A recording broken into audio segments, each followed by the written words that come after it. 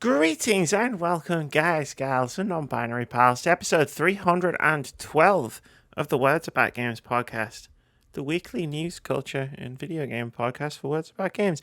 I'm your host, ABK Alexander, and I'm joined this week by Moody. Hello, everybody.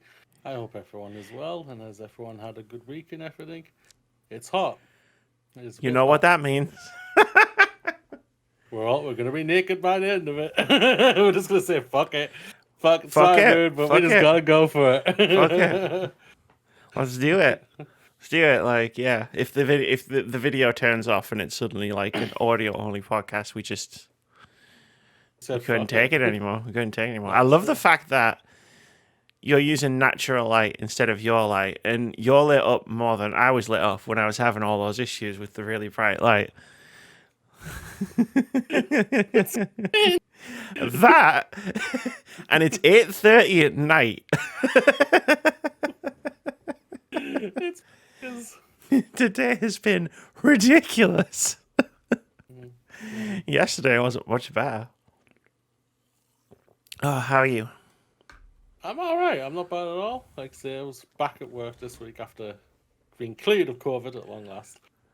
COVID-free.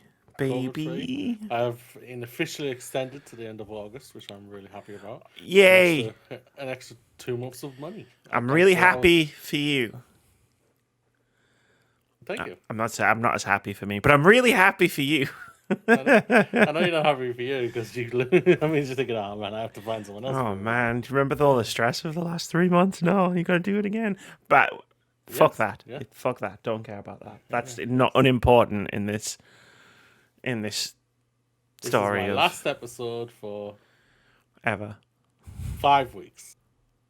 This is my last episode until basically until I'm on my last week of work. You won't see me. You won't have me on this podcast until the 21st of August. Is Keith wanting to come out of retirement for 5 weeks? Keith's not allowed on the podcast anymore.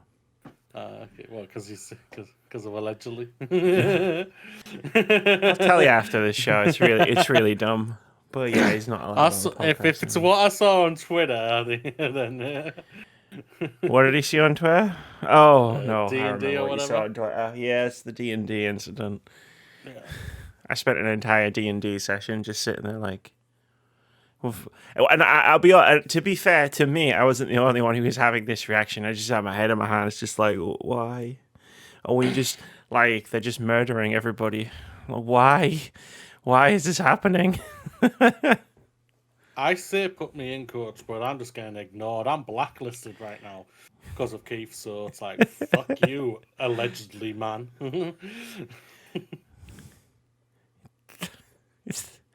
You're wheeling all this power. You don't even bring in your ace star. I don't know how to respond to that, so I'm not going to do it. So I want to tell an anecdote about this week. I was just out and about doing my thing, out at some shops.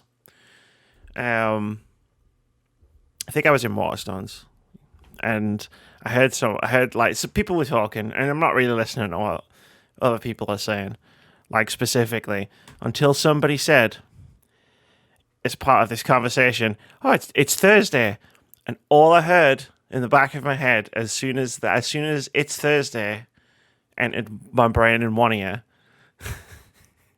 my inner moody voice went through the other ear and went, you know what that means? I'm haunting you, Amy.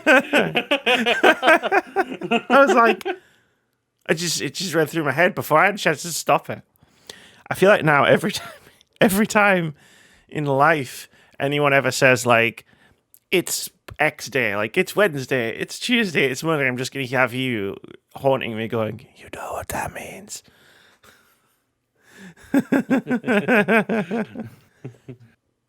It's not fair. I'm gonna text you every day. It's Monday. It's Tuesday. All I expect is a retired reply is, you know what that means. Leave me alone, Bodhi. And then the next one is leave me alone afterwards. You've been doing this for 6 years. Oh.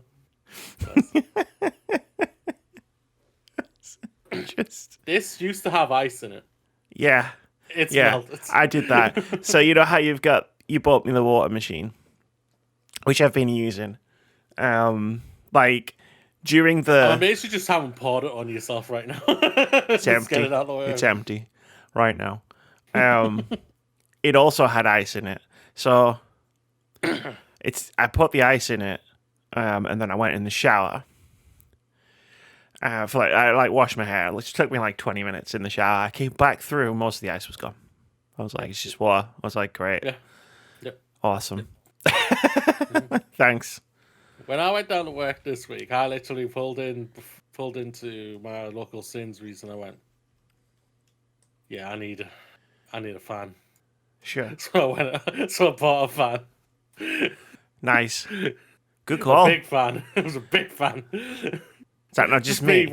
Me walking in the hotel with a big fan. Leave it on. I left it on basically all night for myself. I was thinking, I'm blasting this. Nice. And I was just like, because sadly the room I was put in it was at the front, and it's put me on, so I'm looking out on this road, and for some reason, even though it's nighttime, there's still a lot of fucking cars going around, traveling, and I'm like, why the fuck are you doing this, you bellends?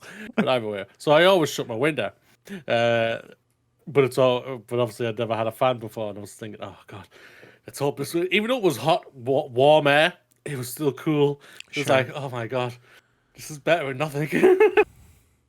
I've solved my problem. Yeah, like if the fan blades go around fast enough, it doesn't matter if it's warm air or not, as long as it's blowing in your general direction.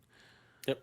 I've been quite lucky in being able to keep my window open. Luckily, it's not at the point of like summer yet where it doesn't really cool off too much at night.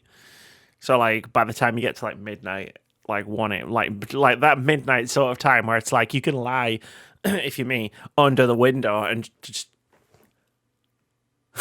There's like cold air blowing through. Yeah, apparently this heat's gonna stick around for a while.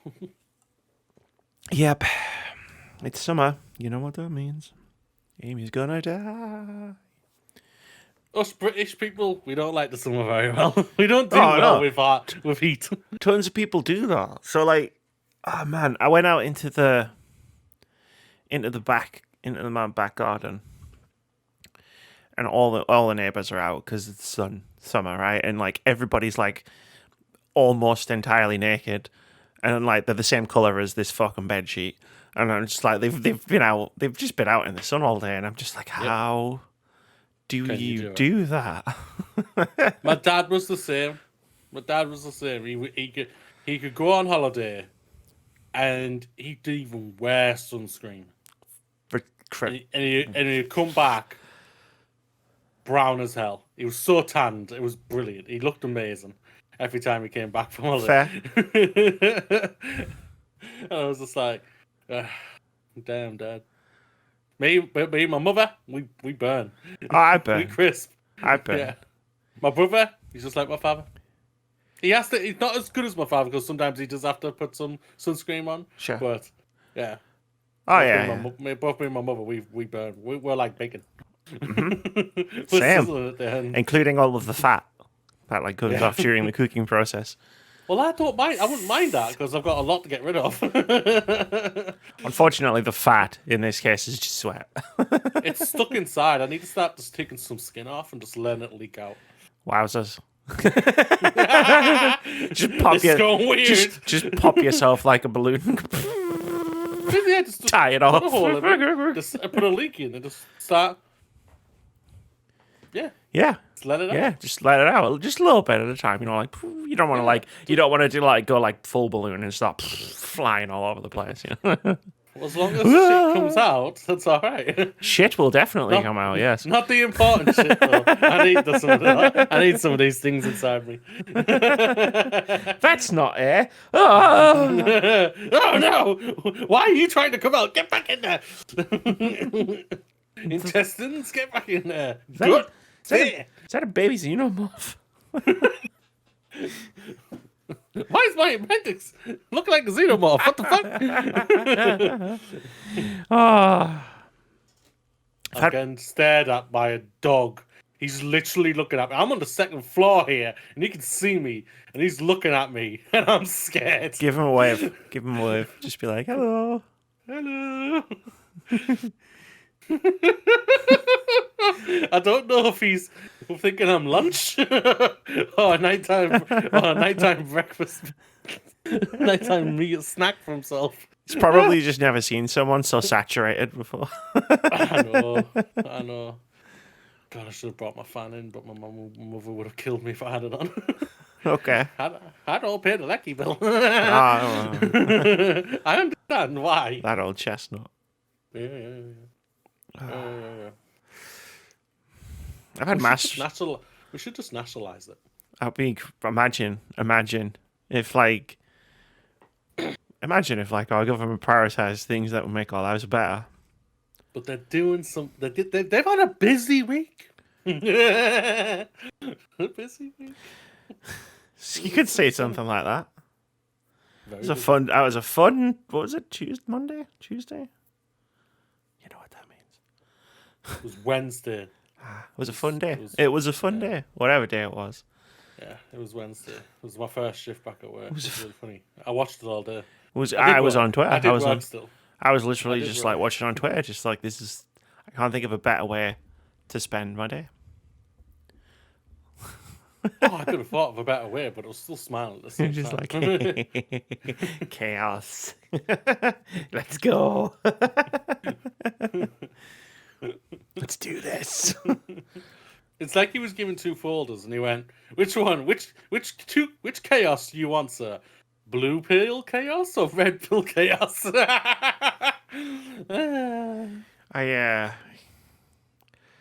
I've had Master of Puppets stuck in my head all week. I don't even know what that is. It's the song from Stranger Things, season 4, episode 9. Oh, that song. Okay. If you just say the end guitar thing, I would have understood that.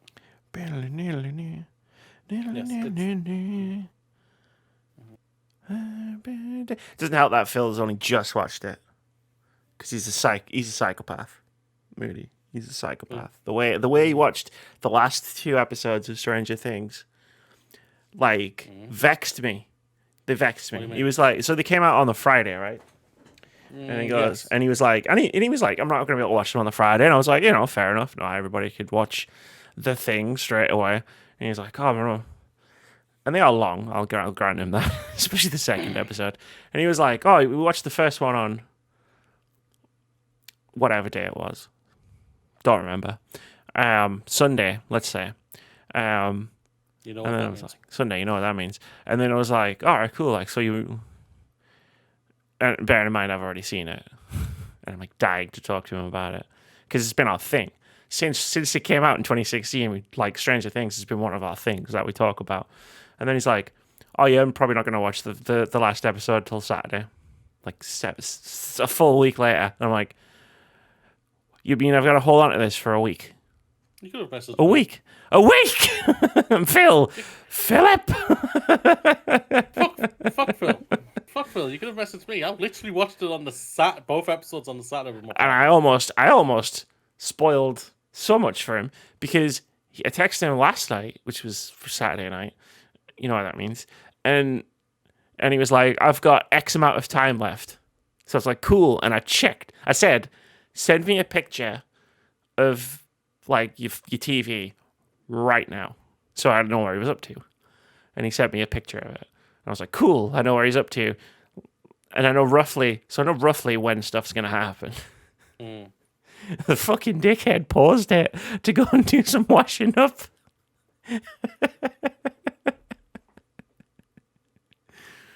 And I was just like, how? How? I don't understand.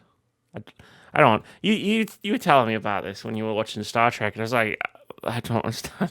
Like, once I start watching something that I haven't seen before, I can't stop unless I need to go like pee or something. Like, I can't stop for a substantial amount of time without just having to restart like the thing. But I was just like, he was up to a really, and I'm not obviously not going to do Stranger Things spoilers. He was just like a really exciting part of Stranger Things' final episode, and then he just went, time to put the washing in the washing machine or whatever he was doing. And I was just like,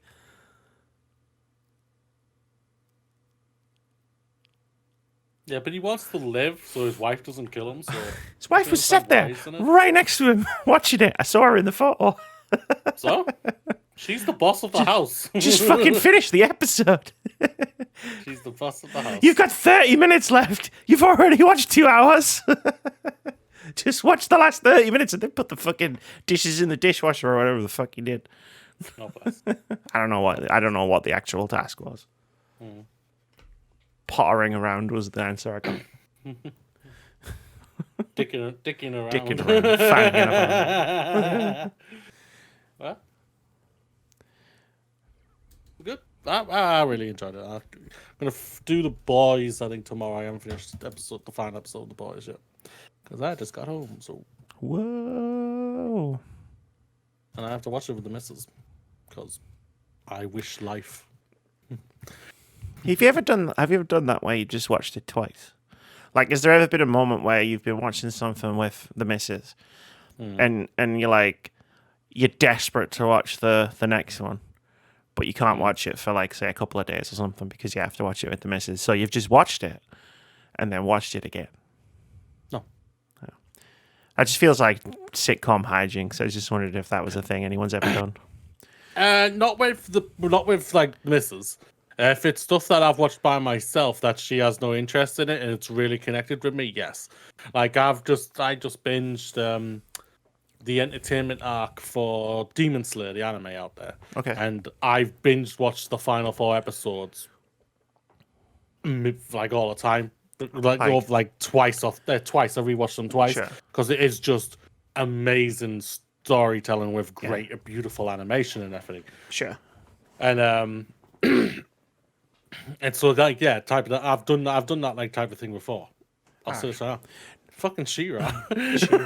She-Ra. I finished the final 2 episodes and went, I have to watch that hour again. Oh well. Oh no. No. It was more just like I guess like it would be like the equivalent of like you watching like Star Trek: The Next Generation, and Deep Space Nine. you watch. I wasn't a next gen guy. You watch together like Best of Both Worlds, right? And you watch part 1, and then it's all like Mr. Warfire, to be continued, and then it's like, well, we'll watch that in a few days when we're both available to watch it, but you have time. You can watch it now. You can see what happens when Mr. War fires. I couldn't remember a powerful Deep Space Nine cliffhanger. For some reason, Best of Both Worlds was the first one that came into my head. I believe you're muted. Don't know why I was. That's weird. Yeah, that was weird. Stop it. Might have been me by accident. I might have just gone like that. Basically, no doubt about it, that's arguably still probably one of the best cliffhangers of all time. Mm-hmm. No doubt about that. Which is really funny because Next Gen didn't really kick off well until it hit season 3. Until Riker's up there going, Mr. Wolf, fire. And then everyone's like, we need to know what happens next. When's it coming out? 6 months. What? Like, remember those days? The Next Generation season 2 final episode is a clip show. Next Generation season 3 final episode, literally one of the greatest cliffhangers in television history. It really is, yeah. It really, really is. And they arguably had a great send off with the finale of season 7. Mm-hmm. So, like, yeah, even though I'm not a next gen guy, like, I can respect it. The only thing, a good thing about the Next Generation is, though, even if you don't like it as a whole, because it was so episodic, like you can watch like the classic episodes and not like, you know what I mean, without context, because the context is the episode because of the way it was made. Yeah, no doubt about it. Yeah, they definitely had a formula back then, which I don't know if is aged well or not. I don't think it has, but I don't hold it against it. Like, I'll sit here and go, yeah. Next Generation's probably like not when I'm gonna binge. Like, you know what I mean? Like, I'm not likely to sit down and go, I feel like watching all of the Next Generation. So, but it's at the same time, I don't go, it sucks, because it's like so 80s, right? 80s/90s, like the back end of the 80s into the beginning of the 90s, and then obviously smacked into Deep Space Nine, smacked into Voyager. I mean, I'll hold episodes like Code of Honor against it, because I can't remember that episode. So. Good. I'm now have to read this. Well, while you do that, I'll get this show started. This is the Words About Games podcast. Every Monday, you can get a video version of the show. Excuse me. On youtube.com/wordsaboutgamesuk or an audio version on a variety of platforms, including Anchor, Spotify, Google Podcasts, Apple Podcasts, and more. There are timestamps in the description wherever you choose to get your podcast, so you can see what we've been chatting about, skip around, or watch the entire podcast backwards if you like. We don't mind. We're just happy that you are here. If you'd like to support the show or our content directly, you can buy us a coffee over at coffee.com/wordsaboutgames. And lastly, if you want to hang out with us while we play some games, head over to twitch.tv/wordsaboutgames. Have you found it? Okay, now I know why. The Twitchy tagline in Google said, "Is Star Trek Code of Honor racist?" Yes. The answer is yes. Extraordinarily racist. I don't even know if I've seen this episode, so I can't. That is a mercy. Trust me. That's a mercy, is it? Yeah, but I watched Star Trek Enterprise, and that's like... So, Jessie Gender, who I might have mentioned like before, because I got into watching her stuff because of Star Trek. Because she does a lot of Star Trek stuff. She's been doing these huge videos about sex in Star Trek. She's doing like one for each series. And she did the Next Generation one. And it was really fascinating to point out, like, because I watched Star Trek The Next Generation when I was a kid. And and like watching her talk about it through a 2022 lens and how deeply like, because you go, oh, Star Trek, it's progressive. It's a really progressive show. But then, like, you see it in, like, this microcosm of, like, here's all of the really problematic stuff that was going on with Star Trek in Star Trek The Next Generation. It's just like, oh, shit, yeah. Like, my 8-year-old brain did not process that there were multiple episodes where Deanna Troi was assaulted in some way, and then it was just, like, brushed off by the end of the episode. And I was like, that happened, like, 4 times. And I was like, okay. That did all happen, yes. Like, I remember. Wow. It's sadly just one of those, it's just a product of its own time, which hopefully we are learning from, and hopefully we are learning from, ladies and gentlemen, and everyone else. But yeah, it's that's just how it is. It's what's the word? That's the saying. I don't think it's fair to bash on it, but I think it's fair to say to learn from it. Just learn from it. It's not. I never bash on it, but like it's useful to like deconstruct something in that way. Yeah, deconstruct it, have a conversation about it, and learn from it. That's the best way to do it. There's no doubt about that. But yeah, we'll see what happens. Apparently, Star Trek just became woke. So. Star Trek only just became woke because of Anson Mount and Captain Pike and Strange New Worlds. Apparently. Anyway, video game stuff. There was a new God of War Ragnarok trailer which reveals a November release date. This is from Wesley LeBlanc over at Game Informer. He writes, PlayStation and Sony Santa Monica have released a brand new God of War Ragnarok trailer revealing that a highly anticipated follow-up to 2018's God of War will be released this November. More specifically, Ragnarok will hit PlayStation 5 and PlayStation 4 on November 9th, meaning we're less than 5 months away from playing the game. The new trailer released is short and sweet, but still packs a godly punch, clocking in at just 30 seconds. We see Kratos and Atreus fending off some standard mob enemies before coming face to face with a gigantic black wolf. Fans of Norse mythology might recognize this beast as Fenrir, the son of Loki. Fenrir plays a significant part in the Norse story of Ragnarok, but, we won't spoil that here. Plus, Ragnarok... Just watch Thor Ragnarok, it tells you everything. Plus, Ragnarok's take on Fenrir could be completely different anyway. Audio listeners missed my reaction to that. There's a God of War trailer. Awesome. I didn't say Thor Ragnarok wasn't awesome. That's not what I was reacting to. Give us a look though. I did. And I have to defend that. But anyway, didn't see the trailer. It's 30 seconds. Yeah, didn't see it. But anyway, well, actually, sorry. The trailer for the game was 30 seconds, and the trailer for the special editions was 7 minutes and 50 seconds. Which I just I was like, all right. Let's flip those. Hammer. It's a hammer. But anyway, go team. Like, obviously, FYI, everyone knows, if you do listen to the podcast, I work for PlayStation as a QA tester. I know nothing about this game. Okay, just so you know this. Well, you know its name and its release date. Now I did. I didn't know it beforehand or anything like that. But yeah, go team. I'm happy for them. If this date is spot on for them and it works for them, where they aren't crunching and everything like that, and they're up and they're on time and everything, that's fantastic. It's what we want to hear, especially with all the craziness. Obviously, what we talked about last week about, for some reason, people said gamers, their genitalia and everything like that. Just as a sidebar, I titled last week's podcast episode "Stop Harassing Game Devs." Yes. It was the same title I used, me, you, and Foxes did a podcast a couple of years ago, which was a similar thing, and I used the exact same title. Brought out some of the gamers. Yeah. I was busy deleting some comments on our YouTube video. Yeah. So if any of those people made it this far into this podcast episode,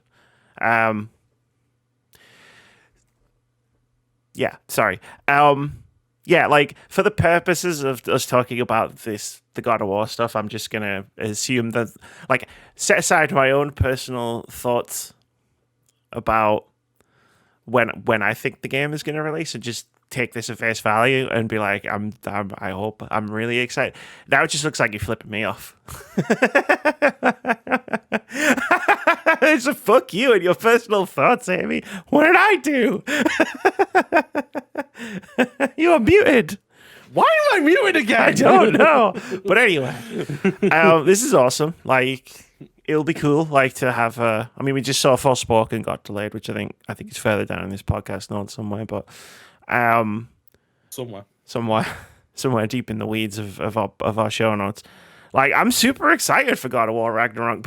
I think people have, the only thing I've really talked about God of War Ragnarok recently is I don't think the game's coming out in 2023, but that's just because we've had You don't think it's coming out in 2023? 2022. You're right, you're right there, Amy. Now you don't know where I'm coming from. Whoa. But just because we haven't had a trailer for it in 10 months, so I'm so excited. God of War 2018, what a game, right? That was a bonkers year for games in general, and to think that, especially God of War everyone was excited for God of War and everything, but obviously that year everyone was very intrigued to see what was Red Dead Redemption 2, and God of War bitch slapped it it got out. I never taken anything away when it came to Red Dead Redemption 2. I've stated on many occasions, a game sadly didn't work for me, but it is a fucking technical masterpiece when it comes to what they were able to do in that game. Just like I said, it just didn't work for me, but I respect anybody who would love that game. God of War was my first God of War. I never played the previous ones whatsoever. I've heard things about the previous ones, it was a very action-oriented, but you never really connected with Kratos or anything like that. So I didn't know what I was going into when it... Go on. Sorry. No, I was just going to say, he was I saw someone describe him, and I'm paraphrasing here, as the God of War 1 to 3 Kratos was a totem of an avatar of toxic masculinity, the poster boy for toxic masculinity. And I think that's one of the things that works really well about 2018's God of War, was that, it was an antithesis of that. the man you can taking that aside, I don't know saying much about it. The only thing I really know about it was that he's the God of War, and he is massively pissed, and he had nothing but rage. So when you actually meet him here in the God of War, it's complete. I was completely blown away. I was thinking, huh? He's lost a second wife. What the fuck's gonna happen now? He's not having a good time with wives right now. Here we go again. Yeah, something like that. But it isn't. It's one of the most breathtaking stories of a father and a son to ever really happen in video games. I think I might pick. Yeah, if there's anyone out there, come and say that. I'm saying father and son. Like, I know there's daughter and father, from Telltale. That's amazing. Yeah. Last of Us and everything. That's amazing. Amy's getting attacked by a fly or a bee or a butterfly or something with wings. Something's got me.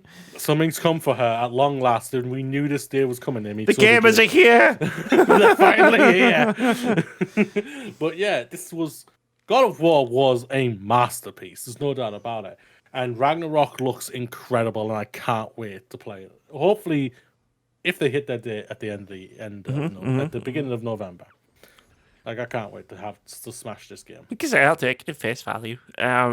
If it does come out on November 9th, that's great, because it gives me a game to play it in November. Yeah. I was super hyped for. It'll be fun. Yeah, that's the thing about it. We want to go back to these characters, Definitely. We want to know about Loki and Kratos and everything. What's going to happen here? There's no doubt about it. I think everyone, the funny thing is about it, we're going into this game, and I think everyone, just like when it came to The Last of Us Part 2, everyone was basically thinking, Daddy's dying, right? Daddy dying. It's like Joel did in Last of Us Part 2. He didn't know how he was going to go. Everyone's come to the realization, Kratos is probably dying, right? Yeah, he's probably dying, right, guys? Yeah. Yeah. Are we all understand this? Yeah, okay. Type of thing. And it's just oh no. When everyone fought that last time, we had The Last of Us Part 2, and we had not a good time when it came to the fan base. Emotional damage. Emotional damage. But either way, I'm excited for this game. Be excited. I think it's going to be amazing. Yeah, yeah. I am too. I'm excited. Hey, video games are cool. That's our motto, right? Gotta love a good video game. Coming out on PlayStation 4 though, fucking hell. I've got PlayStation 5. Base model PlayStation 4 trying to play God of War Ragnarok. I remember your stories of you playing games on your PS4. Just yeah, playing the last game when I truly played on my PlayStation 4 was Horizon Forbidden West. Well, I'll say this right now. It looked amazing still on PlayStation 4. Oh, God, yeah. Really, really good. PlayStation 4 was nah, man, what the hell are you doing to me? What are you doing? Father, help! It was going to father. It was flying up to father. Sorry. So it's more Father, help! Something like that, yeah. I thought Red Bull gave me rings, but Forbidden West did! My PlayStation, it just exploded. But no, yeah, it's I understand where people may be trepidatious when it comes to PlayStation 4 or whatnot, obviously, but it'll play fine on it, man. Don't worry, guys. If you want the optimal experience, PlayStation 5 is the way to go. Yeah, oh, definitely. If you want if you want to be able to hear the cutscene dialogue without sound like there's a jet engine in your room, play on PlayStation 5. Something like that, yeah. Pretty much. Oh, God. That was weird. I leaned on my laptop and it was just hanging over the edge of the desk and it went, whoa.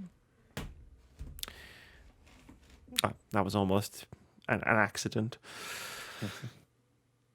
This should be an interesting one. E3 is partnering with PAX organizers for 2023 return in LA. This is from Ash Parrish over at The Verge. He writes, mere weeks after the ESA announced that, no, seriously, this time EA will make an in-person return in 2023, It's ready to share some more details. In a press release, the ESA announced that it's partnering with ReedPop, the production company known for running Penny Arcade Expo, which is PAX, and New York Comic Con to facilitate the industry event. ESA CEO Stanley Pierre-Louis said, quote, "We are thrilled to bring back an E3 as an in-person event with ReedPop, a global leader in producing pop culture events," end quote. According to the press release, E3 2023 will return to its home at the Los Angeles Convention Center. It's the same convention center that was so inundated with attendees at last week's Anime Expo that it produced some truly horrifying pictures that don't look appealing even if there wasn't a pandemic still raging, and required the Los Angeles Fire Marshal to prevent even more attendees from entering the building. ReedPop's E3 team seem confident that something like that won't happen during next year's Expo. Kyle Marsden-Kish, ReedPop's global VP of gaming, said, quote, "E3 2023 will be recognizably epic, a return to form that honors what's always worked while reshaping what didn't and setting a new benchmark for video game expos in 2023 and beyond," end quote. Hopefully reshaping what war... I just read the head a little bit there. Hopefully reshaping what didn't work means we'll no longer have to worry about the organization doxing its attendees. Sick burn. I see what you did there. Interesting.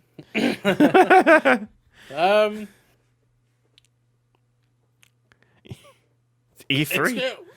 E3, yeah. It's been today. It's coming back next year for obviously when it said a couple of weeks ago and everything.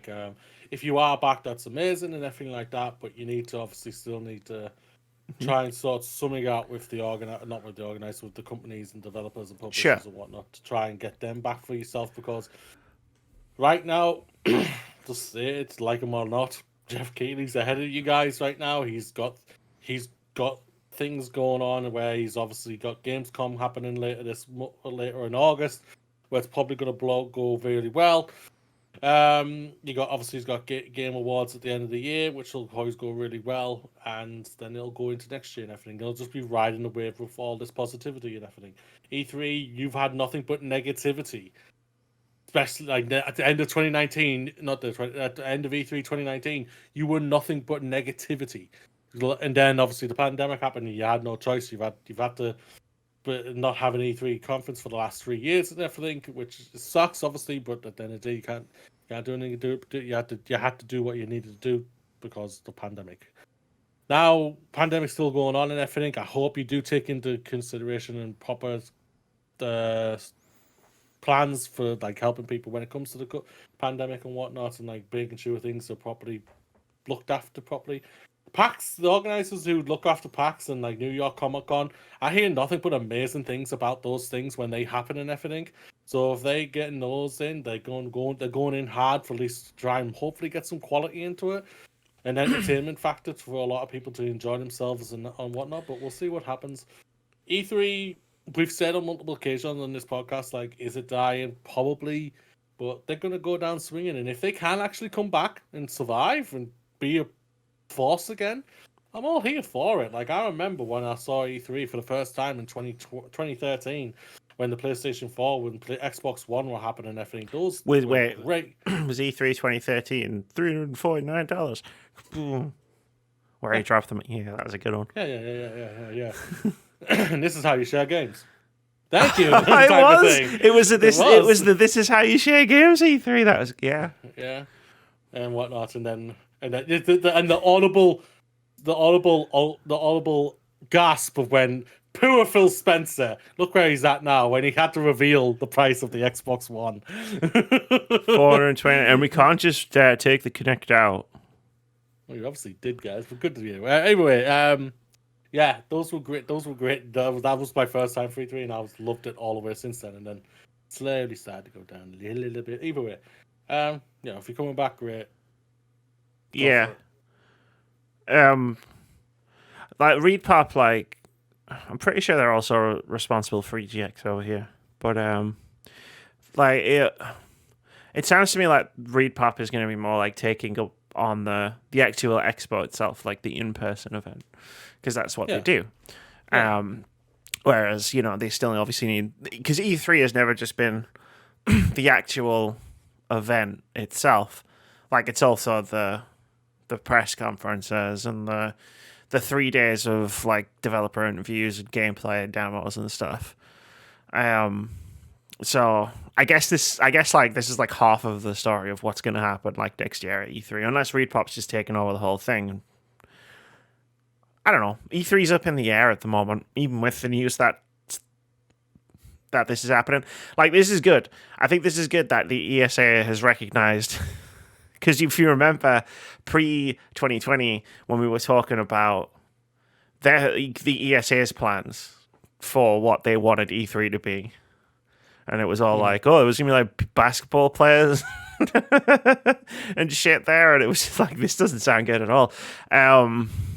So like, hopefully they like, this is the ESA recognizing that their ideas suck, and them going, well, why don't we just get some people in who know what they're doing? That's cool. I like that. Where am I?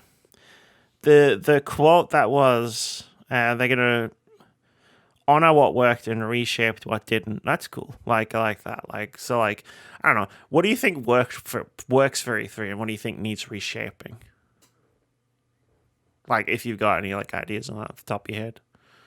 Like E3, like I'm still on the golden days of like E3 when I said like E3 2013, 2014, was it 2015, 16? Like 16, PlayStation's 17? golden were fantastic for PlayStation and everything.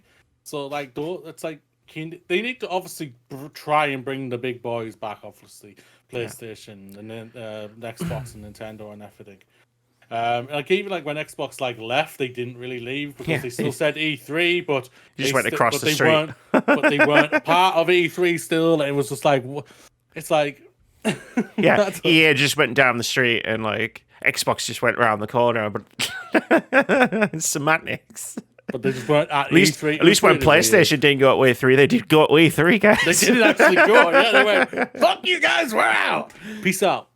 You criticised our press conference, so we're leaving and we're taking all of our toys with us. Fuck you. Yeah, pretty much. Thing is about it, that show, what they showed was show. still amazing, I know. Last of Us Part 2, Resident Evil fucking 7, not 7, 2. Freaking Control. I would die. I was ready to die on that hill when people were like, "Oh man, that was a terrible press conference." I was like, "Fight me!" That was a great press conference. I understood where they came from, presentation wise, because it was a bit weird, that whole thing with The Last of Us and whatnot. But game wise, it was phenomenal. Like, you fucking nuts the lawyers when I was hearing it all online. But yeah, yeah, they need to bring back the big boys and stop with the stupid content creating, bringing in all the big celebrity content creators like the Pauls and all that shit. It's just like, just stop. Just like, no one wants to see them. We don't watch E3 to see them. We watch E3 to see the games. That's what we want to see. Just put on. All you need to do is just bring the games. But you know, all the journalist sites are going to be there and everything because they want to be a part of it. And if you can bring the big boys back, you're going to be fine. Yeah, I think there's a lot that works about like the E3 format, right? Like, you know, like I don't know that there's necessarily a lot in terms of the non-in-person stuff. Like, you know, whatever. Like the in-person stuff didn't sound great from the couple of years that they did that before the pandemic. I can't speak to that. I live on the other side of the world. Like, I'm not going to E3, but like, yeah, like the whole, like letting the some of the journalists and creators and stuff go down the day before and play all the game demos and do the Judges Week stuff. Like they need, yeah, you're right. They need to get everybody back together for E3 to actually pop off like it used to. Like, because even like a bad show, you know, like I've seen some terrible shows like from E3, like Konami. I'll never forget that Konami press conference. I didn't see that, so it was so good, like, but in a terrible way. But that's my point. Like, even the terrible E3 press conferences, like, you know, they were entertaining, you know, in the wrong way. Mr. Caffeine with his like going back in time at the Ubisoft thing. Let's see what this game would have looked like 25 years ago. I'm here for that shit. It's so cringe and I love it. But then you get bangers like the PlayStation press conference we talked about, the Nintendo Direct where they turned everybody into puppets. And then the stuff afterwards as well, like Nintendo did their Treehouse stuff, and like Twitch and IGN and GameSpot had their stages set up, and like developers came along and talked about their games in like 20-minute blocks that were like properly mapped out. Like that was my favorite. I was talking to Tori about this before not E3 this year, whereas we were both like, that was always my favorite. That was always our favorite part. It's like you watch the press conferences and then you go to the IGN, Twitch, and GameSpot websites, and you like figure out like what games are happening when, and then you're like, okay, now if I switch over to IGN here, and then I can watch them talk about this. That was always a lot of fun. Like that stuff, cool. But yeah, I think your point is the main point of just like they need to. PlayStation, Xbox, Nintendo need to be there, like at and least. Just, yeah, they need to obviously like the biggest reason why they left was like they can do it cheaper going to their own venues or doing their own thing and everything like that. E3 need to give them a reason why to come back, and it needs to be a good reason. And it's going to be financial. So a lot of the reasons going to be financial for all three of them. There was no doubt about that whatsoever. That's a guarantee. You also got to give them another reason why to come back and everything. You could paint it really well. Off the top of my head, you could literally say, you could like do something like create a video where you have got all three of them back, and you create a video of like, they are back. E3 is back. A trailer like a month before it goes. PlayStation, Nintendo, Xbox. Do a massive trailer and everything like that. So long, Jeff fucking Keighley. You're done. Yeah, Jeff Keighley is like Sarah Connor in Terminator when she's like having that flash forward to the getting blown up on the fence. Like if that happens, like because that's what E3 needs to. That's what E3 used to be, right? Yeah. Like I love like one of the things I love about like post E3. Summer of gaming is like the rise of like showcases that are more focused towards indie games, right? Because I love indie games a lot, like, and that is awesome to see. But E3 is the big moments, like it is the Hideo Kojima walking down the stairs at the PlayStation conference and saying, "I'm back." It is the surprise of Dark Souls 3 being revealed for the first time at an Xbox press conference. It is Nintendo. Whatever they do usually is gold. And it is things like you were saying, like hey, this is how you share games. Like those are the moments of that made E3 E3. Yeah, that's what we remember. And if you can get that to coexist alongside the smaller stuff, it's win-win. Like, I mean, you and I both I would say would both agree. Like, the best showing this year that was Day of the Dead. Yeah. Yeah, that's fair. I think that's fair, no doubt about that. And stuff like that. Really well. Yeah, because it was just perfect. And the games, like, not all the games were for everyone because there was a massive variety of them, but they all looked interesting. And like that stuff can just live alongside, like the big stuff, the big PlayStation thing, the big Xbox thing, the big Nintendo thing. The thing is, though, if they got those three back, EA and Ubisoft are following. I mean, everybody else is coming because, like, you're going to have free publicity at that point because, like, all the eyes are going to be back on E3, right? Like, that's what you want. That's the issue the ESA has got to solve, though, because it's like E3 is a big moment in culture, but it was. Yeah, but like what Xbox and PlayStation and Nintendo have all figured out is like people pay attention to them whenever they talk, no matter what. Like PlayStation could announce a showcase today that's happening on Thursday, and it would be watched by millions of people. Yeah. And they don't need the ESA for that. Yeah, and like I said, it's if they're going to be able to, and like the ESA, don't know if you've got a big enough wallet to be able to convince them. At the end of the day. We'll see what happens, though. Best of luck to you. Best of luck to you. Because I want E3 to be a thing again. I do. We'll see how it happens. Speaking of not E3, Xbox will again focus on its next 12 months at Gamescom 2022. This is from Ollie Walsh over at Polygon. He writes, Microsoft has confirmed that Xbox will be present at Gamescom in Germany in August and said that it will be focusing on providing updates on previously announced games.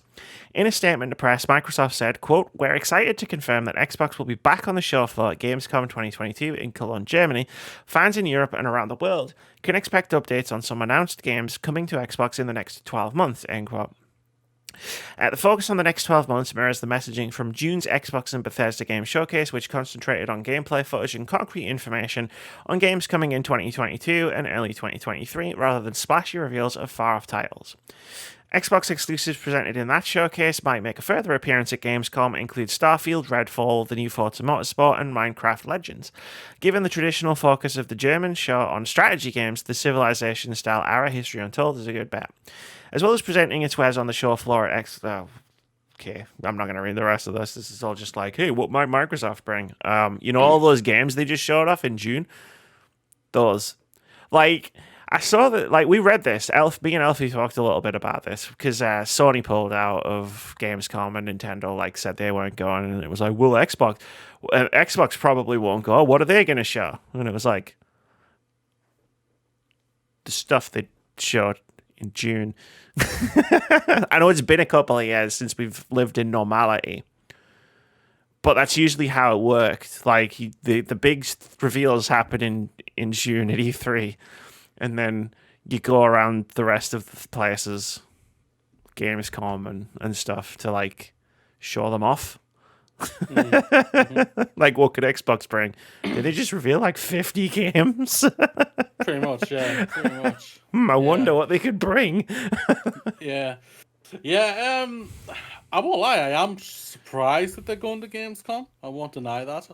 But hell, if they've got stuff they want to keep on showing and everything like that, that's how you market it and everything like that. So go for it and everything. If it's a good show, that's fantastic. It'll be fine. Like, there'll be a lot of people who'll go in with their expectations turned up far too high, and they'll cause a stink on social media.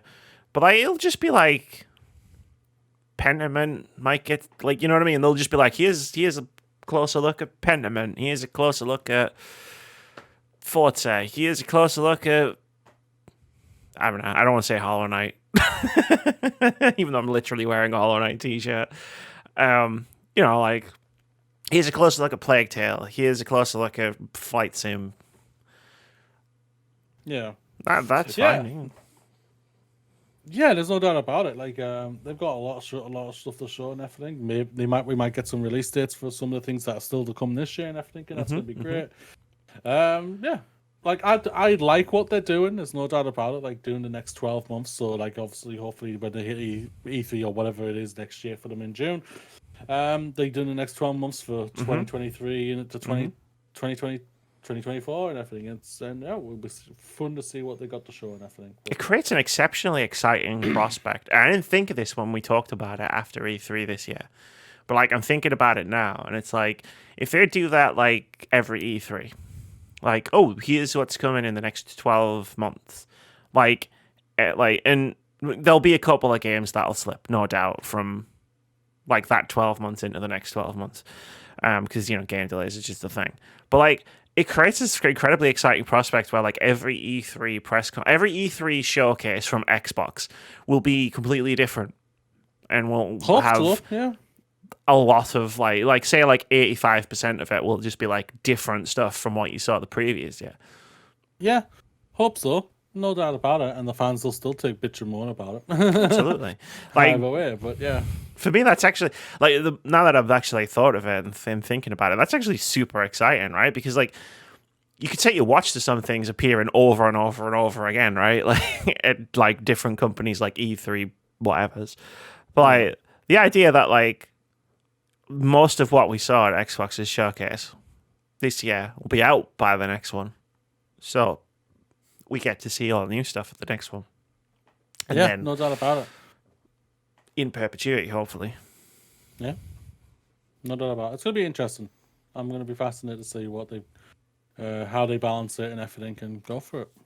And then as far as the show floor stuff goes, that's just cool for people who go there, like, get to play like some cool games.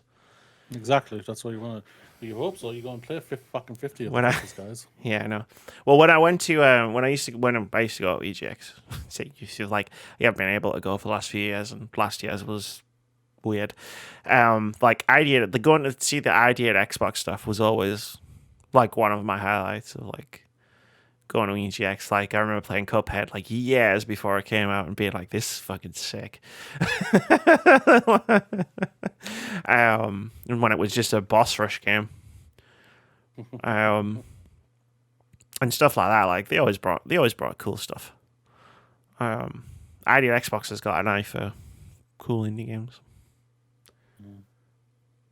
because they're all cool. You know what time it is, though, Mooney? I think it's halftime. It's halftime. Yeah. Well said. Yeah, I love how now the sun is definitely going down. I'm used. Because you can see me. I can actually see your face now. Like I can see all of the, like the sweat. The sweat. Yes, I know the feeling. But the why did we buy such good webcams, Mooney? Damn you! I can see the detail in your face now. You're not just two eyes and a mouth on a white background. But it's halftime, which means it's indie game of the week. This is the thing that we do in the middle of every podcast where we talk about a cool upcoming indie game, because we see a lot of cool upcoming indie games. And I don't know if you've noticed, but we do like talking about games a bit. This week's indie game of the week is Tracks of Thought. And here's part of it's got a very long store description. Here's part of it. Welcome to the train. What was supposed to be just a regular commute took a strange turn after a mysterious tunnel caused everyone to forget their final destination. Where is everyone headed? What's really going on? Is it even a real train? Whatever happened, it's up to you to step up and solve the mystery. You won't be doing it alone either. There are dozens of other passengers on board who all want to know where they're going. But not everyone will want to work together either. It's up to you to resolve differences using a card-based battle of wits system, where the goal is to resolve the conflict and find common ground. The personality of the ladybug is defined by you throughout the adventure. The choices made as you interact with passengers will affect the story's path at every step throughout the train. One of 7 potential companions will join you on your journey, an unlikely ally who's your polar opposite. This is being developed by Tidbits Play and published by Freedom Games and is coming soon to PC via Steam. There's a link in the description down below. Go wishlist the game, go have a look at it, watch the trailer, read like the other half of the store description. Sounds interesting. This was another E3 thing, where it's like you don't necessarily like make choices to like build your character's personality as so much as the game keeps an eye on what you're doing and saying and builds the character's personality via that in a more passive way. Yeah. I think I heard the developer say it's kind of like a personality test. But I was like, that sounds interesting. But do I really want to know? Do I need a game judging me on the choices that I make? I make bad choices in video games all the time. I kind of intend to do them. And I just want to cause purpose. I just want to cause chaos on purpose. Thank you very much. You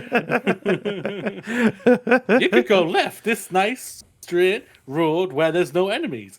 All right, where it's all dark and enemies are everywhere and there's some trap holes. I'm going that way. You said that. You could go left and go on this nice straight road, and my brain just went straight. Ooh, don't want to go that way. Ooh. Well, I'm not straight, so it doesn't make a difference. Ew, straight. Straight people. In this economy? Ooh. I like straight people. You don't want to be one, though. That's fine. Don't do the thing where you're taking my joke seriously. I'm not taking it serious.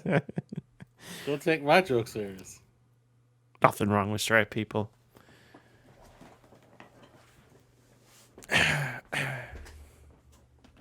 Go wishlist the game. He's like, I don't know what to do. He's staring at me. I didn't say anything. Over here. I have to go now. Alright, I'm out. If I speak, I'll get in trouble.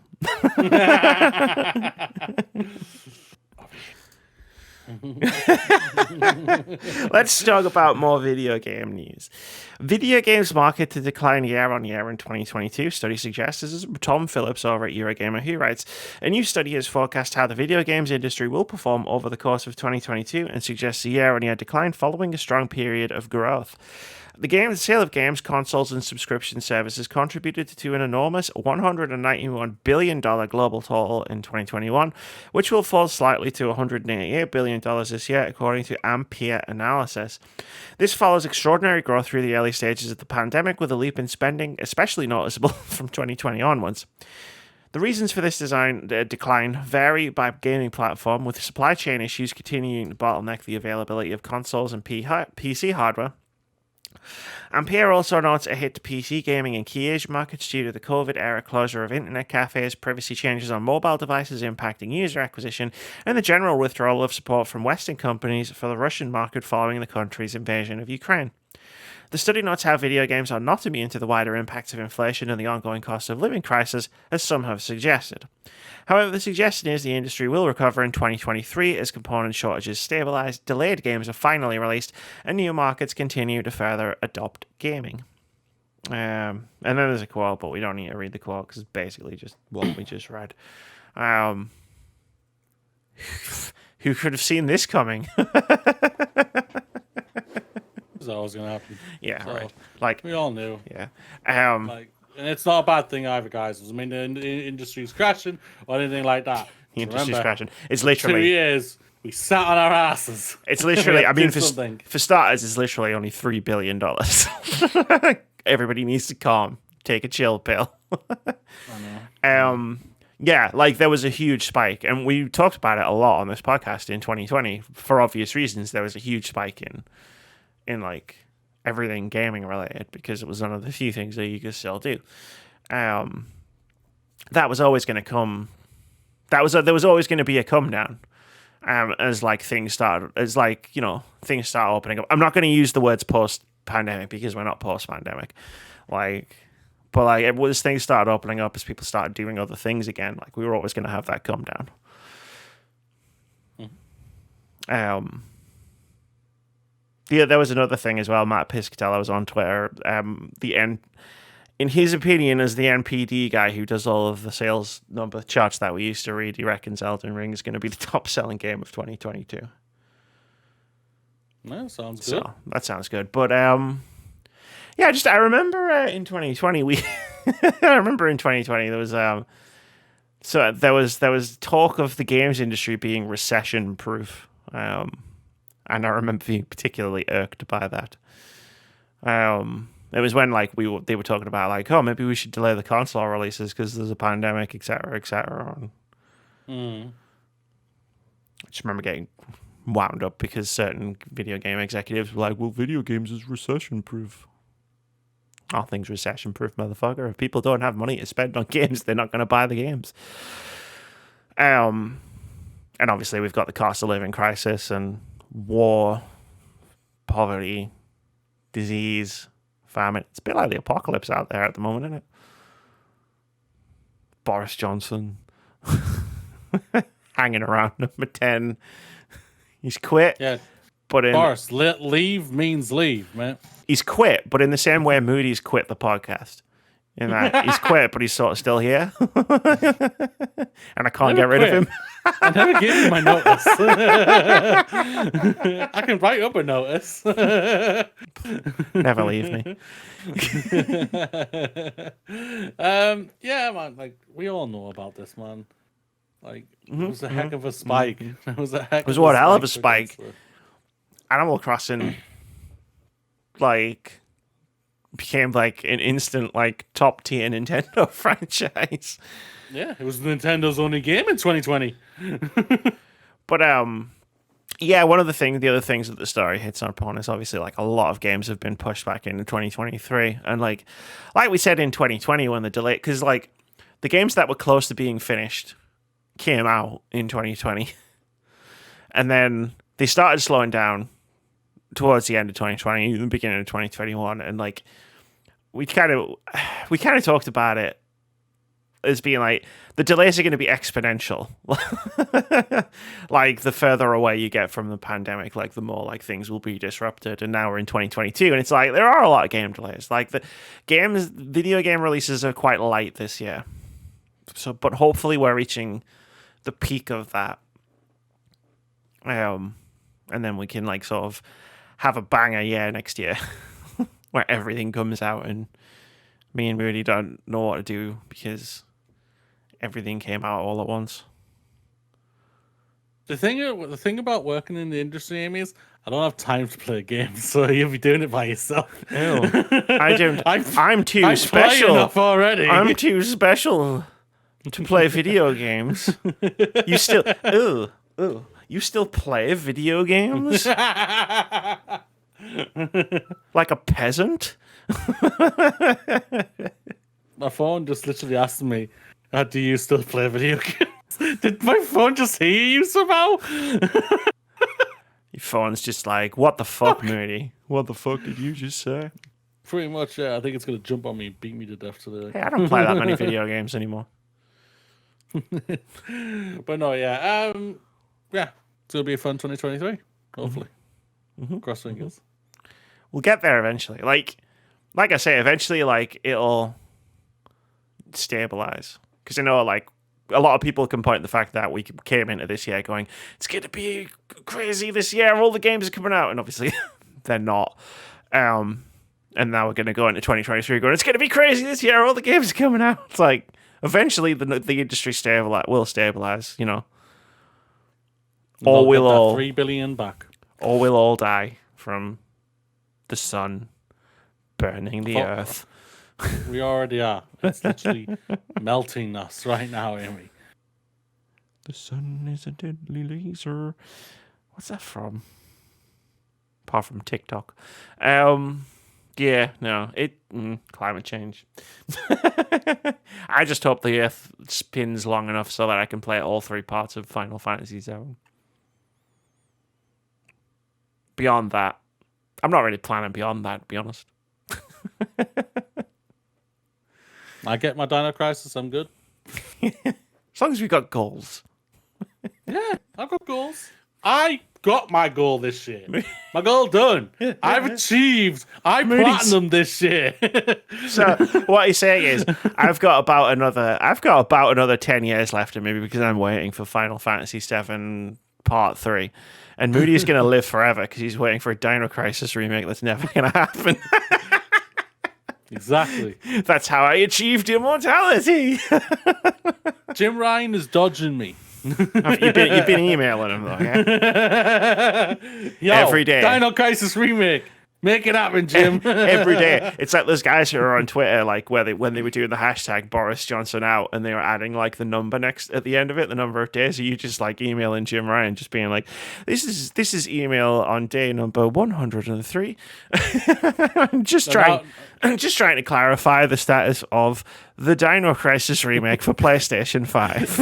Eventually, I'm just gonna get down to numbers. Just send them a number. 301, 302. Where are we, Jim? Where are we, Jim? Just pictures of you. Dressed as a velociraptor, tapping a watch. Well, that wasn't where I thought that particular segment was going to go.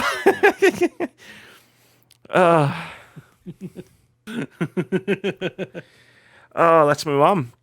A Better ABK calls for staff walkout following Roe versus Wade reversal. This is from Jeffrey Rousseau over at GamesIndustry.biz. He writes, today, whenever this was written, the ABK Workers Alliance called for a walkout following the US Supreme Court's reversal of Roe versus Wade.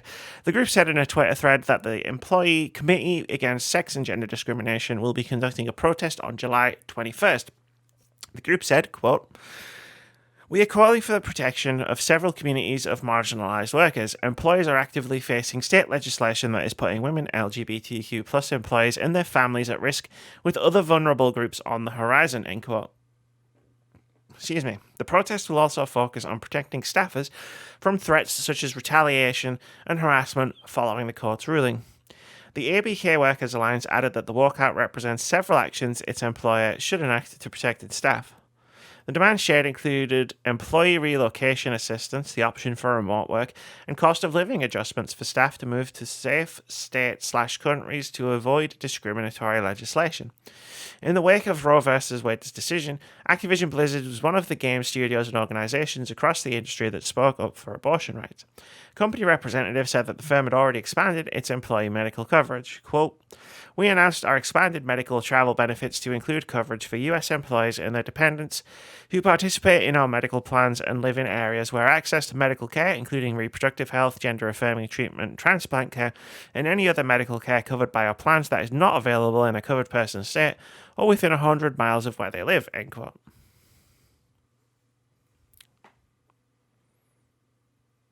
You thought you were going to get away for 5 weeks without talking about Activision Blizzard? Didn't think that whatsoever. March. Do it. March. That's all it is. It is your right to protest. Do it now. Fetch the guillotines. What? Who said that? I never said that, allegedly. What? Yeah, no, you got the right to do, like, I've stated on many times my stance on effing like this. Like, no person, no government, no religion, no God, real or none, has the right to tell any person whatsoever to do what they can and cannot do with their own body. Especially a woman when it comes to pregnancy and what they want to do with the baby. So, like, just no. You get to do what you want to do with your own body. If you need to fight for that, you fight for that. If you need to protest that, you protest it. And you fight till you can't fight anymore. And then you get up, walk it off, like Captain America would say, and walk straight, keep on fighting. Just do it. Like, if you die, walk it off. That was a Captain America quote, wasn't it? Yeah. If you die, walk it off. Yeah. Yeah. Keep on walking. Keep on trucking. Keep on pushing hard. Yeah. Go on. Sorry, I thought you were. You're gonna keep going. I didn't really have that much sad. Like, we did a whole thing of this. Alfie was here. Alfie's always here when the really bad things happen these days. And I mean, I said my piece. Like, it's just the world in general is just falling to pieces. Yeah, that's what I got for you. Apparently, I'm very tired. Not like physically tired, just tired of this bullshit. Like, you go do the thing, Activision Blizzard employees. Do it. Do it. Do it. Do it. Do it. Do it now. Do it. Riot. No, not riot. Riot. Riot. Yeah, do it. Riot. I can't even say allegedly. I literally tweeted that on the day the decision came down from the Supreme Court. So, yeah, literally, I was like, "It's riot time."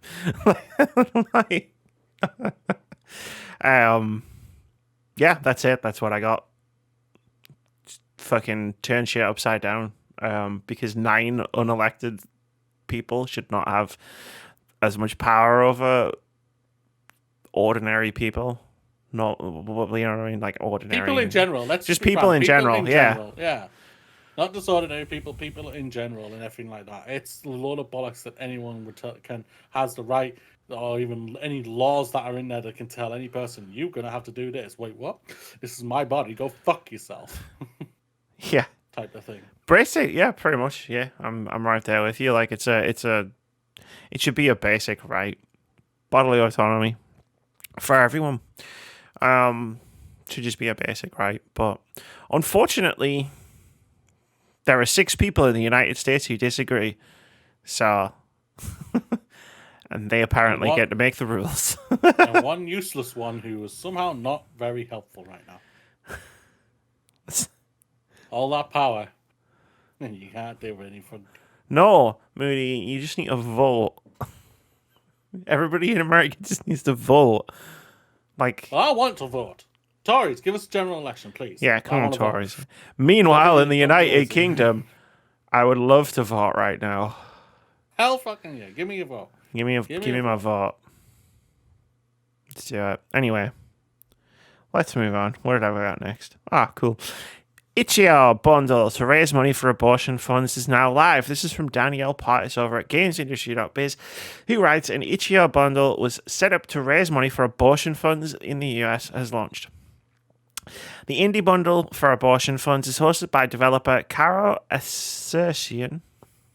Apologies if I mispronounced that. And features content from 604 creators on the platform. The money raised will be donated to the National Network for Abortion Funds Collective Power Fund, which distributes financial support to other abortion funds across over 20 states in the US, particularly in the South and Midwest, where it is more difficult to access abortions.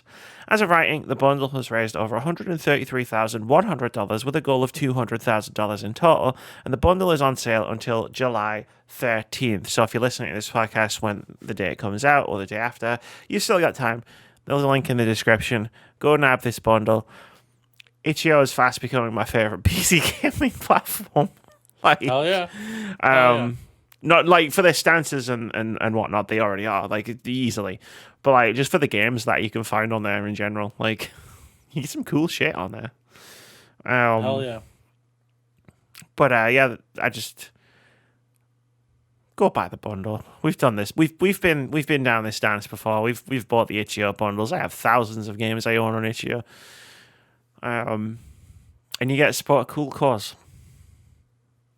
Hell yeah. Hell yeah. I'm just writing something. I am listening. No, it's fine. I was like doing that thing where I was like leaving you space to see if you were going to say anything. You didn't, and I was just about to go, let's move on. Now it feels awesome. Give them all the money. Now I'm curious what you're writing. I'm typing in Pornhub. Oh, okay. No. It's I'll say it right now. Obviously, everyone knows about what was my favorite game last year. It was obviously Life is Strange: True Colors. Sure. And obviously, that was obviously a big impactful game for me in general. Life is Strange tweeted out 5 hours ago that apparently the main character technically would be her birthday today. Oh, that's cool. That's pretty cool. That's cool. And she's one of my most favorite characters of all time. Just to what she helped me come to terms with last year, and other things that also make me realize certain things of me in general. Then I'm just tweeting it out. Video games, man. If you haven't seen our spoiler review of Life is Strange: True Colors on YouTube, it's a banger of a video. Like the discussion that we had about that game, like even though it wasn't like it was one of my favorite games of the year, like it wasn't like at the top or anything, but I loved it as well. And that the discussion that you and I had about that game was very special to me. I agree. So you should go and check it out. And I love that it did that for you. That's cool. For me, it was Celeste. that opened up my life to whole new avenues. Celeste was an awesome game. Power of video games. Hell yeah. Video games are cool. Should we move on? Hell yeah. Hell Definitely. yeah. More power to video games. More power to give all the power to the video games. Hell yeah. I already know my plan tomorrow. I'm playing Life is Strange: True Colors. I expect texts, pictures, everything. I don't want my phone to not have a notification from you while you're replaying this game. Sweet. We should just say fuck it and do... Right, this is it. This is an announcement. I didn't plan on this. I didn't plan on this being an announcement. This is an announcement, right? At some point before the end of 2022... when me and Moody, when the temperature cools, and so the end of 2022, so like, at least a couple of months from now, let's do a charity stream where me and you just play through all 3 Life is Strange games, like Life is Strange, Life is Strange 2, Life is Strange True Colors, on stream. We'll raise money for something. Hell fucking yeah! Hell fucking yeah! I'm in. You got me. I'm sold. Give me now. Because one. True Colors, incredible game. Would love to have any excuse to replay it. 2, I've never played Life is Strange 2. You haven't. You haven't. I know. You haven't even played Tell Me Why. I haven't. I played an hour of it. For some reason, everybody was really curious to know my opinion on the game, and it made me just want to be like, no. I don't want to play this now. I don't want to play this. Check out my opinions. Check out my other 100 opinions on video games for the last year, you fucking dickheads, and leave me alone. For me, what I know where you're coming from, and you was like, obviously, probably people like why people may be asking your opinion about it. For me, it was just like I loved that game, and I thought it would be something you would fall in love with, too as well. Yes, obviously, one of the characters is a trans character. Yes, there's no doubt about that. There's no hiding. Oh yeah, it's just, and he's an amazing character. I know, they did that thing where they put out all of the that FAQ where it was like they just put out all the information, like spoilers be damned, and I was like, that's a really good idea because it means someone like me can like look and go, oh, like this game isn't gonna like fuck me over at some point. And there's no, you know what? Screw it. We'll add Tell Me Why in there. We'll add Before the Storm in there as well. I don't know if you want to play Tell Me Why now. I'm trying to think now. Anyway, it's too late. Go for it. Anyway, I said it on the internet, which means we'll figure it out. We'll figure it out. We'll figure it out. We'll do a charity stream. We'll play all the games together. We'll raise money for a cool cause, and then I'll make one of my way too long videos about the entire series. Hell yeah, rock on. Okay, I'm finishing my tweet. Cool. I'm going to read the next story while you do that. Square Enix has delayed Forspoken again, this time to 2023. This is from Tom Ivan over at VGC, who writes, Square Enix's Forspoken has been delayed again and will now be released in 2023.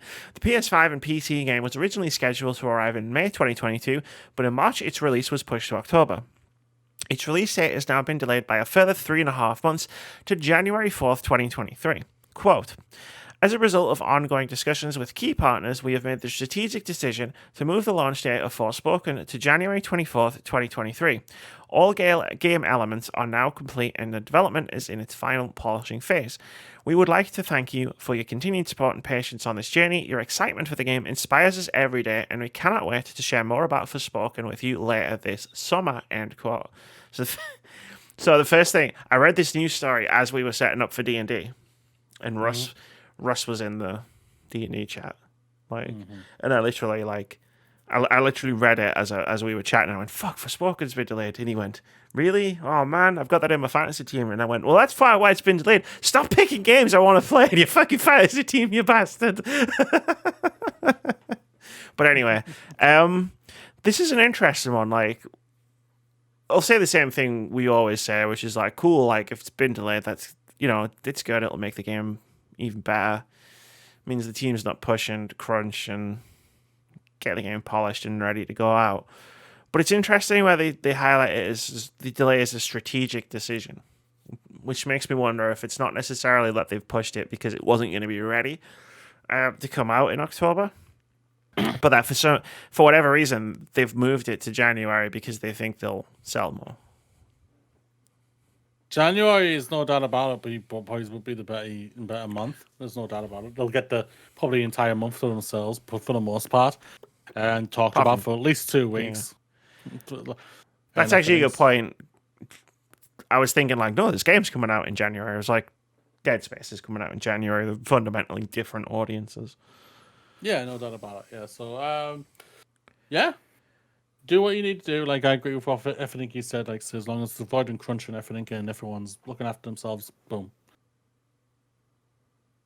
Yeah, I was just looking at the calendar just to see if there was anything that had been announced that recently that might have made them go, oh, and run away, but not really.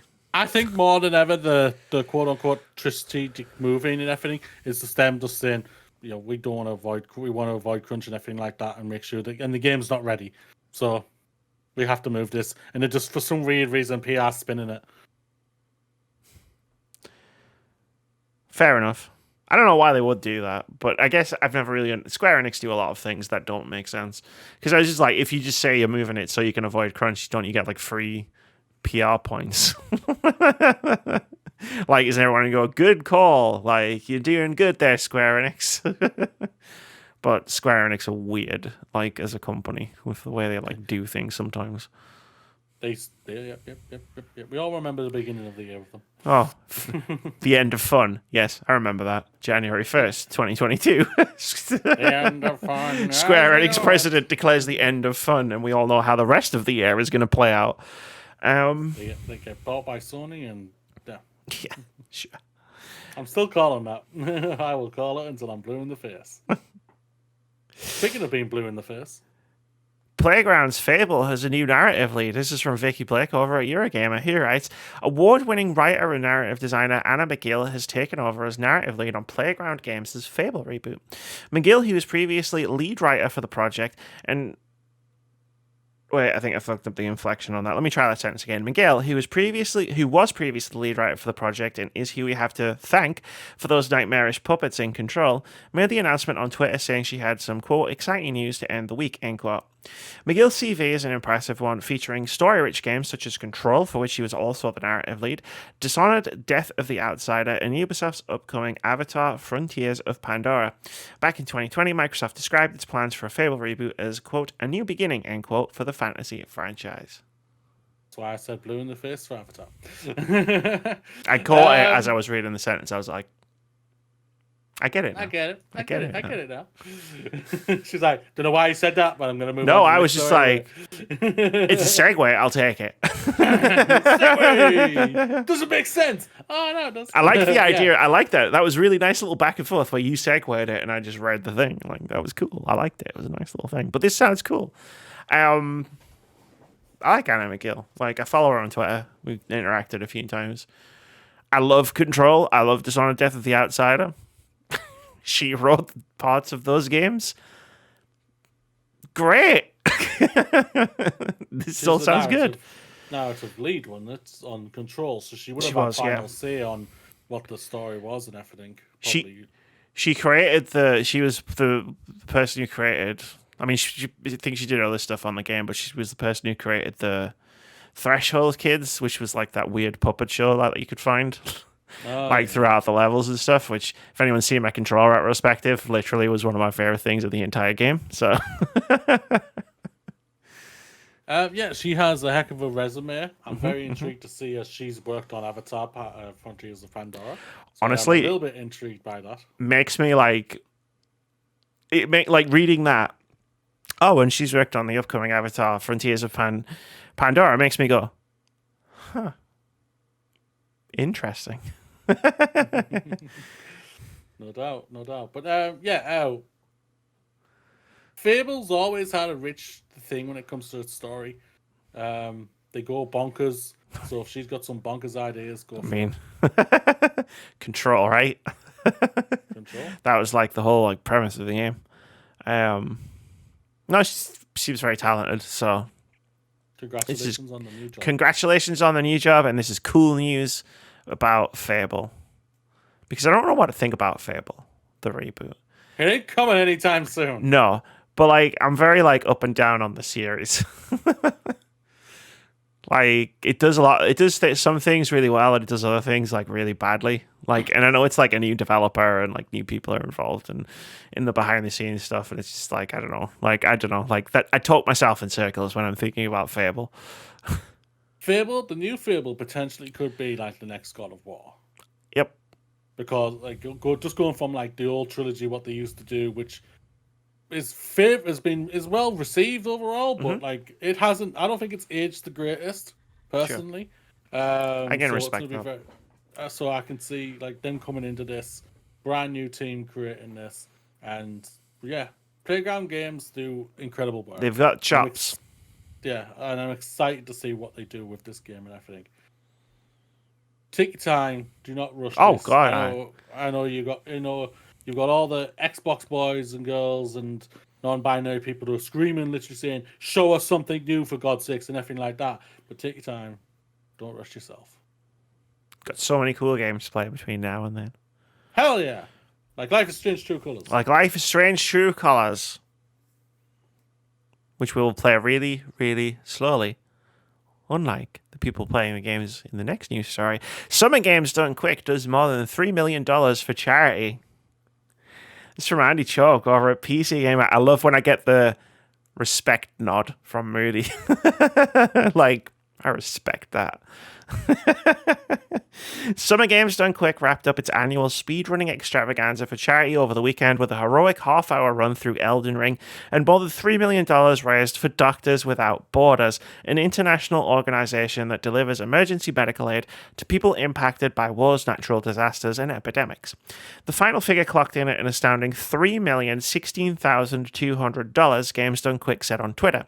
That's a good jump over the past couple of years, which saw a decrease in fundraising after going online only because of the COVID-19 pandemic, but not the first time the summer event has broken the $3 million mark. That happened in 2019.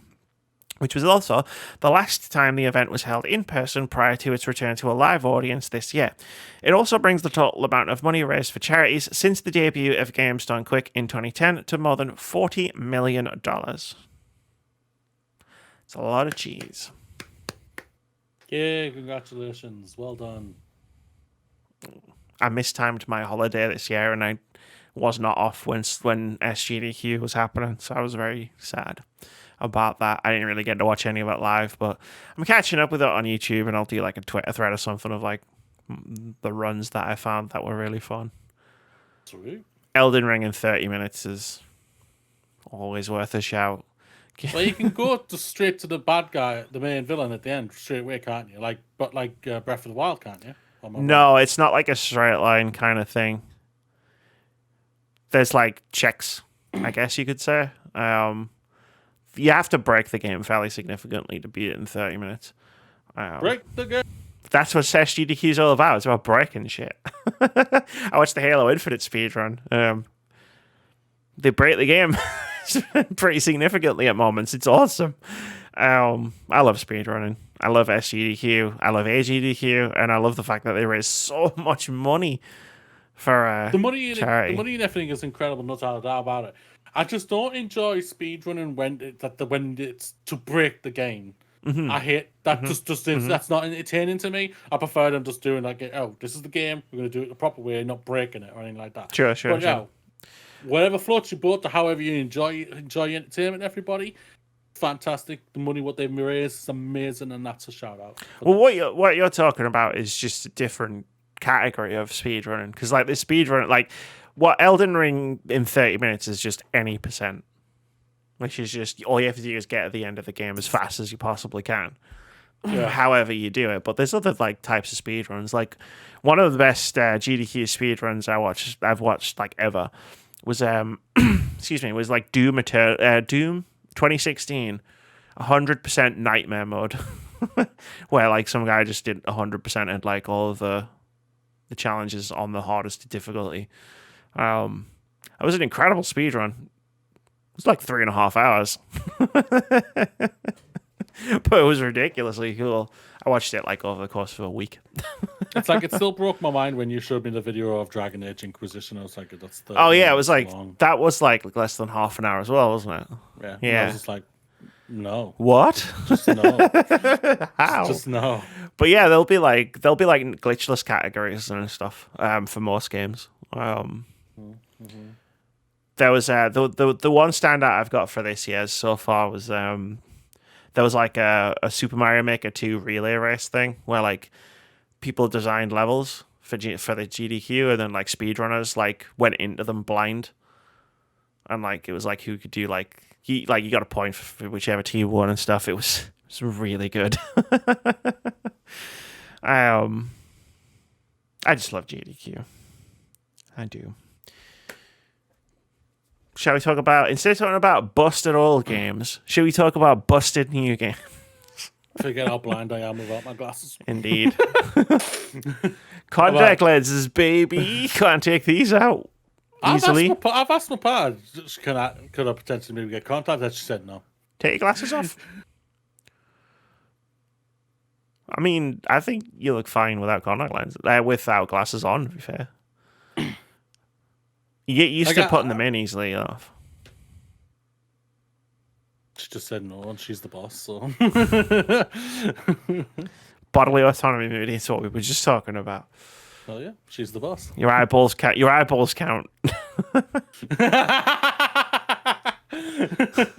You're not wrong. You're in charge of what you put in your eyeballs. But I don't want to be alone. But I don't want to be alone.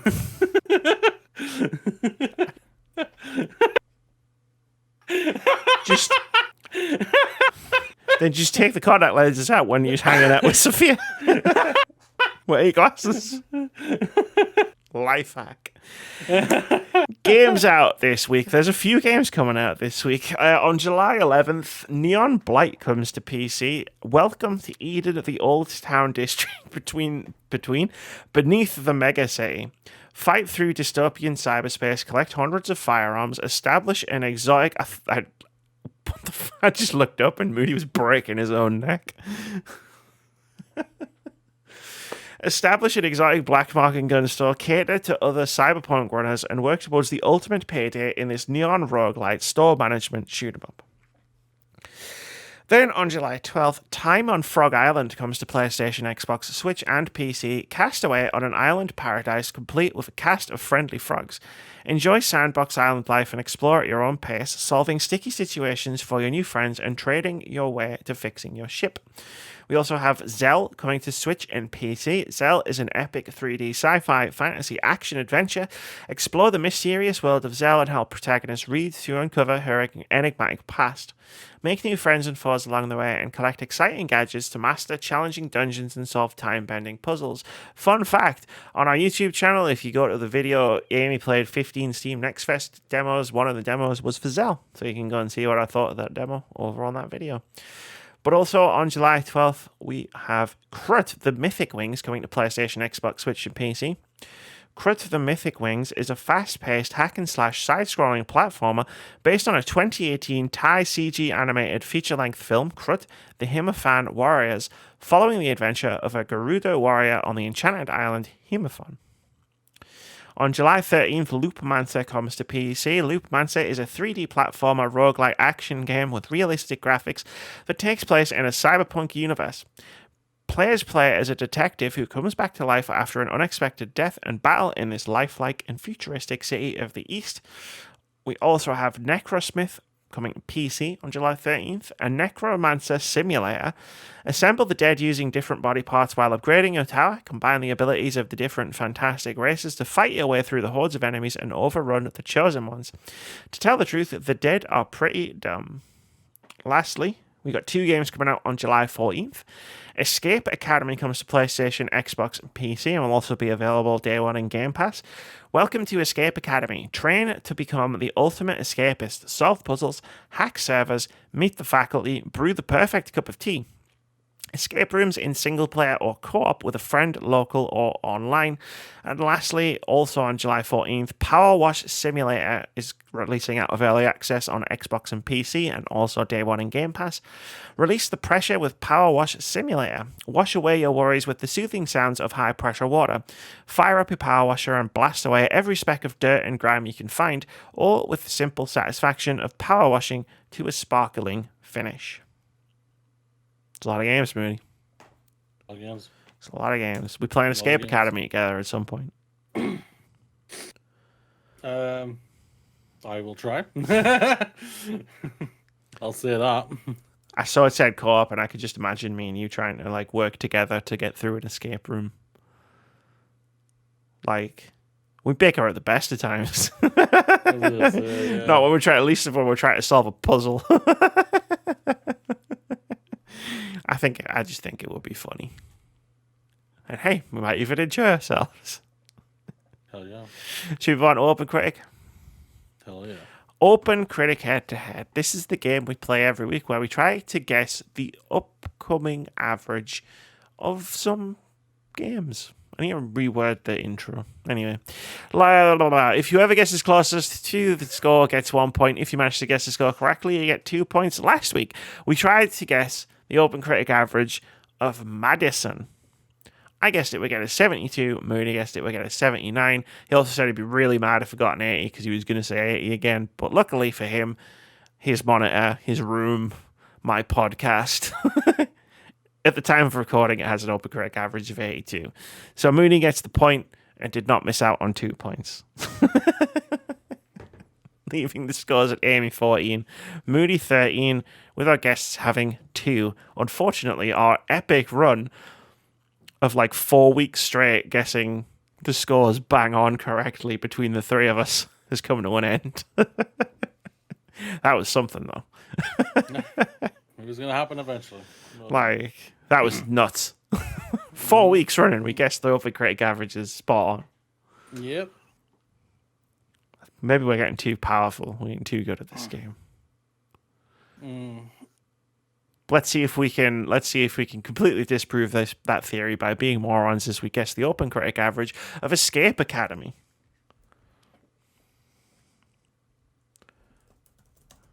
As Amy frantically just double checks to make sure that it's not already got one. It doesn't. No, I've just had a look at this.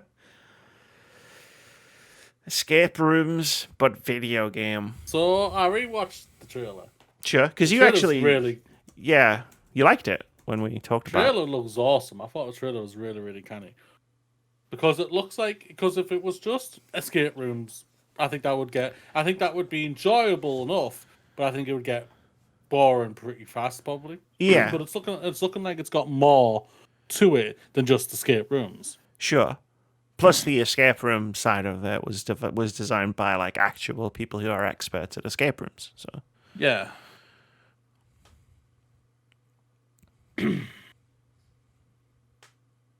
Feel like I'm lowballing this. Highball it. 80. You fucking dickhead. Is that literally? I'm just gonna pick that number for the rest of the year, aren't you? No, this could go either way. So I'm thinking in the middle. I think it could go into the 70s or it could go somewhere in the 80s. And so it's going to be interesting. There's no doubt about it. That's fair. Like, I had to go back and rewatch the trailer after our E3 podcast because, like, Escape Academy's kind of washed past me, if that makes sense. Like, I didn't really pay it much attention until we were doing the podcast and you brought it up and said, I thought the trailer looked really good. And I was like, okay. I mean, to be fair, as we discussed, I had like 300 plus game trailers like beamed directly into my eyes for like a weekend. So I was bound to like, my brain was bound to scramble a bit. And yeah, like, it's like, it looks interesting. And it could go either way. Yeah, it really could. That's the thing about it. Where are you going? Can I go? I'm going to go either way. Away. I'm going to go 77. That's where I'm going to go. I was thinking 78, but then I thought, I'm just going to try and avoid draws as much as I possibly can. The potential for draws. 77. Even as I said it, I'm like, it's going to go above 80. I did this last week with Madison where I was like, I just do not trust like review aggregation sites and horror games. Yeah. Because there are some people who love horror games and there are some people who really do not like horror games. Yeah. And that's also why there's no horror games in my fantasy critic team. But Escape Academy, yeah, it could go either way. We'll see what happens. Really could. It really could. Looks cool, though. Yeah, that's the thing about it. It looks cool. That's the more worrisome thing about it at the same time. It's like, oh, you look cool. Oh, no, people aren't going to play this. It won't get an aggregate. It'll get an aggregate. It'll get an aggregate, I'm sure. It's coming on Game Pass, if nothing else. Sure. People will give it a try. Hopefully. That's going to do it, I guess. It is. For episode 312 of the Words About Games podcast. I need to write down the thing I just said about charity and Life is Strange before I completely forget that was a thing. I'm not going to lie, Moody. It's a bit warm.